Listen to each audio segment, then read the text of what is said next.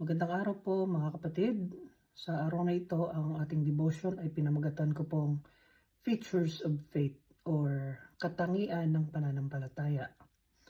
Our text is coming from Hebrews chapter 11 verse 1. In NIV it says, "Now faith is confidence in what we hope for and assurance about what we do not see." Faith by definition in dictionary is complete trust or confidence in someone or something.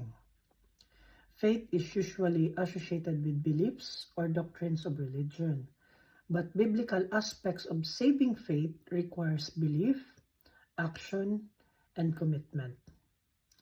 In Hebrews 11 verse 6 it says, "And without faith it is impossible to please God, because anyone who comes to Him must believe that He exists and that He rewards those who earnestly seek Him."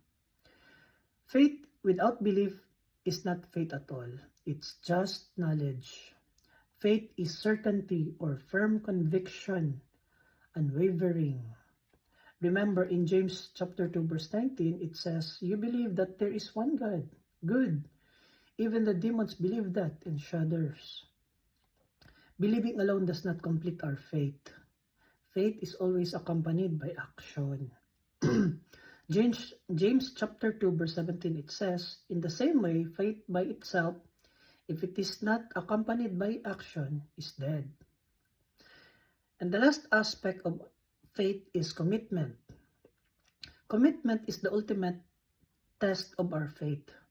Even the key figures of faith in the Bible like Abel, Noah, Abraham, Moses, and so on, they committed themselves to what they believe in and act accordingly to their faith. In Hebrews 11 verse 13, it says, "All these people were still living by faith when they died. They did not receive the things promised. They only saw them and welcomed them from a distance, admitting that they were foreigners and strangers on earth." Your commitment matters to your faith. When your faith in God is challenged or questioned, do you still stand on what you believe? Do you still act accordingly to the faith you profess? Do you still hold your ground, committed to the end, knowing what you believe is true? This is where we get the word faithful.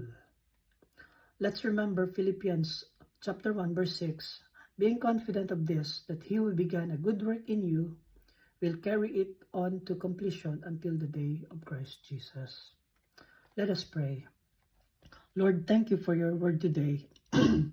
Help us to believe your words and your promises and to act according to your word and be committed to obey your words.